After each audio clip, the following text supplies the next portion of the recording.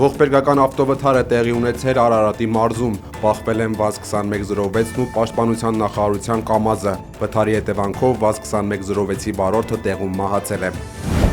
Մենք ցանկանում ենք թափանցիկություն, հաշվետվողականություն, համապատասխանություն հայ առաքելական եկեղեցու կանոններին։ Բեռլինում արտաքին հարաբերությունների գերմանական ընկերակցությունում տեղի ունեցած հանդիպման ժամանակ ասել է վարչապետ Նիկոլ Փաշինյանը։ Նկատի ունեմ հոգևորականների համապատասխանությունը, քանի որ չհամապատասխանելու իրավիճակը հոգևորականներին դարձնում է ավելի խոցելի արտաքին ազդեցության նկատմամբ եւ նրանց գործիք դարձնելու արտաքին ազդեցության համար։ Ոչ ոք չգիտի թե ներ եկեղեցին ինչպես է ֆինանսավորվում, ոչ ոք դա չգիտի, քանի ինչ գումար է մուտք գործում, ինչպես է ծախսվում ու գիտեք ամենամեծ խնդիրը որն է։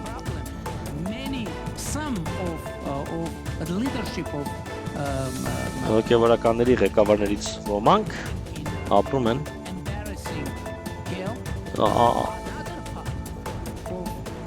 ամոթալի վիճակում, իսկ սովորական եկեղեցականներից ոմանք ապրում են աղքատության մեջ, դա խնդիր է, եւ դա վնաս է պատճառում մեր երկրի բարոյական մթնոլորտին։ Հայաստանի վարչապետի հակաեկեղեցական արշավին միացած բարձրաստիճան հոգևորականները հայտարարություն են տարածել ու նշել, որ եպիսկոպոսատ ժողովը չհիմնավորված պատճառաբանությամբ հետաձգել է Գարեգին II-ը։ Իդեպ Նիկոլ Փաշինյանին սատարող եպիսկոպոսների նորաբաց կայքում ամենայն հայոց կաթողիկոս Գարեգին II-ին հանգստի կոչելու, կաթողիկոսական տեղապահ ընտրելու եւ նոր կաթողիկոսական ընտրություններ կազմակերպելու պահանջով հայտադիմում է բացվել։ Նիկոլ Փաշինյանը Գերմանիայից տեսանյութ է հրապարակել կաթողիկոսի տեղապահի նշանակման թեմայով, ասել, թե այդ հարցը պետք է կազմակերպի եպիսկոպոսաց դասը։ Խուզարկվել են Արշակարգ եպիսկոպոս Խաչատրյանի քեռու եւ քեռու դստեր բնակարանները, տեղեկությունը 21 TV-ի հետ զրույցում հաստատել է փաստաբան Արսեն Բաբայանը, նշելով, որ խուզարկությունների արդյունքում առգրավվել են հեռախոսներ ու համակարգիչներ։ Ընդ որում, փաստաբանի խոսքով բնակարաններից մեկում խուզարկություն իրականացնելու գրավոր որոշում չի եղել։ Փաստաբանը նաեւ նշել է, որ խուզարկությունների պատճառը համացանցում տարածված տեսագրությունների փաստով հարուցված քրեական գործի շրջանակներում է։ Հակակոռուպցիոն դատարանը մերժել է գլխավոր դատախազության ապօրինի ծագում ունեցող գույքի բռնագանձման գործերով վարչության հայցն ընդդեմ Արարատյան հայրապետական թեմի առաջնորդ Նավասարդ arczepiskopos Կճոյանի։ Այսօր լրագրողների զրույցում հայտարարել է Արդարադատության նախարար Սրփուի Գալյանը։ Նախարարի խոսքով Կճոյանի ապօրինի գույքի մասով վարույթը եղել է, հայցը ներկայացվել է դատարան եւ մերժվել։ Կճոյանը 2023 թվականին հրավիրվել էր դատախազության համապատասխան վարչություն։ Դատախազությունը պաշտոնապես հայտարարել էր, որ ուսումնասիրում են նրան պատկանող գույքը։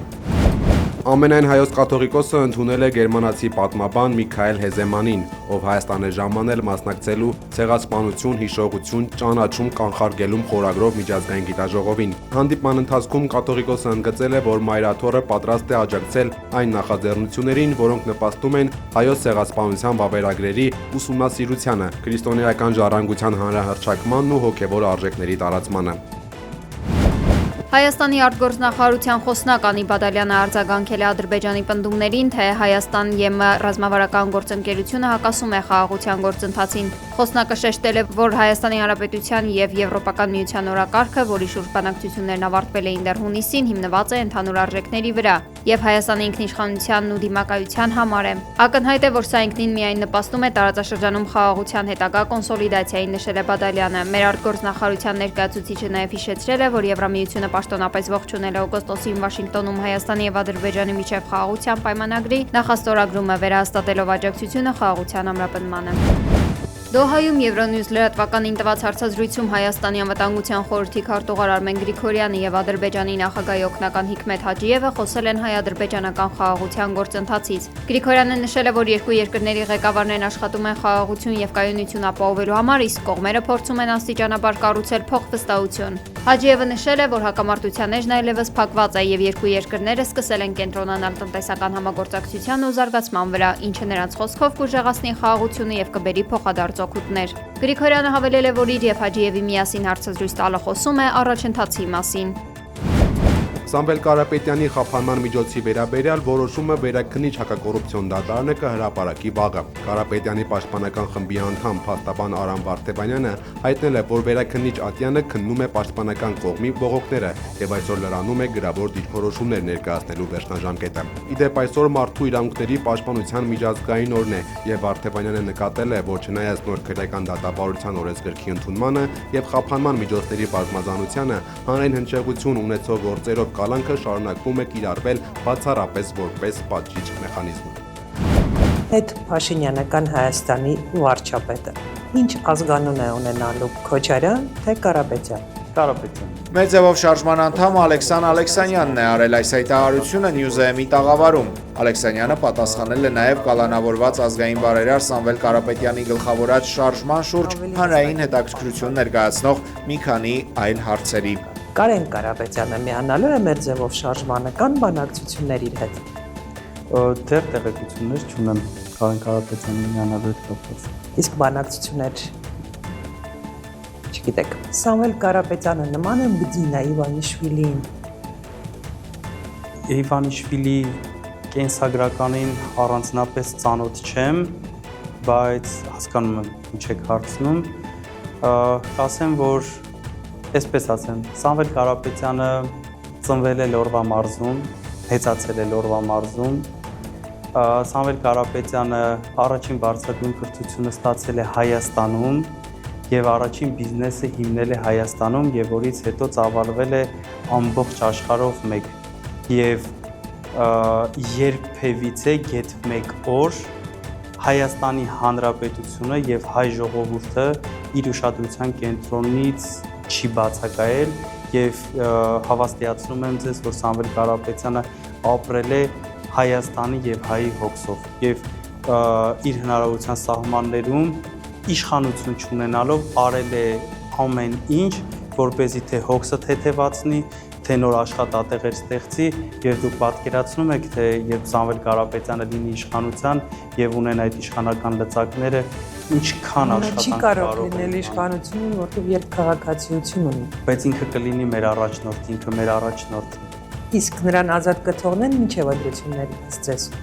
Չեմ կարող ասել։ Добросовестная конкуренция. Թրամփն արևմտյան միակ առաջնորդն է, որն ըմբռնում է Ուկրաինայում ստեղծված իրավիճակի արմատական պատճառները, հայտարարել է Ռուսաստանի արտգործնախարար Սերգեյ Լավրովը։ Անդրադառնալով Եվրոպայի դեմ պատերազմ սկսելու մասին տեղեկություններին, արտգործնախարարը շեշտել է, որ Ռուսաստանը չունի նման պլաններ։ Նրա խոսքով Եվրոպան ցանկանում է տիրանալ Դաշնության արժութային պահուստներին, քանի որ ռազմական գործողությունները շարունակելու համար գումար չի մնացել։ Եվրամիության երկրներն արհեստականորեն խոչընդոտում են Ուկրաինայում խաղաղության գործընթացը Զելենսկուն դրթելով շարունակել մարտերը։ Եվրոպան չի կարողանում ընդունել այն փաստը, որ Ռուսաստանը կհաղթի եւ կհասնի իր նպատակներին, շեշտել է Սերգեյ Լավրովը։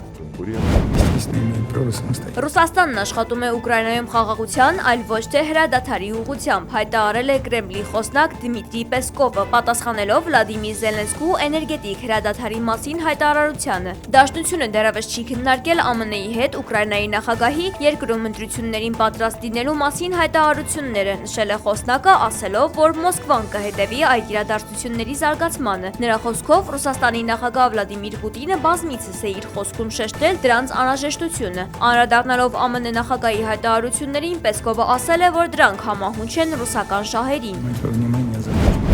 Կիևը չի վաճառում իր տարածքն ու ինքնիշխանությունը։ ՄԱԿ-ի անվտանգության խորհրդի նիստում հայտարարել է Ուկրաինայի մշտական ներկայացուցիչ Անդրեյ Մելնիկը։ Այս անգամ նիստը նվիրվել էր Ուկրաինայի քաղաքացիական բնակչության եւ ենթակառուցվածքների ինտենսիվ հրետակոծությանը։ Ավելի վաղ Ուկրաինայի նախագահ Վլադիմիր Զելենսկին հայտարարել էր, որ մշակված խաղաղության ծրագրերում իրենք չեն կարողանում տարածքների նկատմամբ լուծում գտնել։ Իրաքի Սուլեյմանիե նահանգում հորդառատ անձրևները հանգեցրել են լայնածավալ ջրհեղեղի։ Կադրերում մարդիկ փորձում են փրկվել անձրևաջրերի հոսքից, ամբողջ բնակավայրով հոսել են ցեխաջրերը, մտել տներ։ Նախնական տվյալներով կան զոհեր։ Մարոկոյում երկու շենք է փլուզվել, ինչի հետևանքով զոհվել է ավելի քան 19 մարդ, 16-ը վիրավորվել։ Տասնյակ ընտանիքներ մնացել են առանց կացարանի։ Ողբերգությունը տեղի է ունեցել Ֆես քաղաքում, որտեղ ընթանում են որոնողափրկարարական աշխատանքները։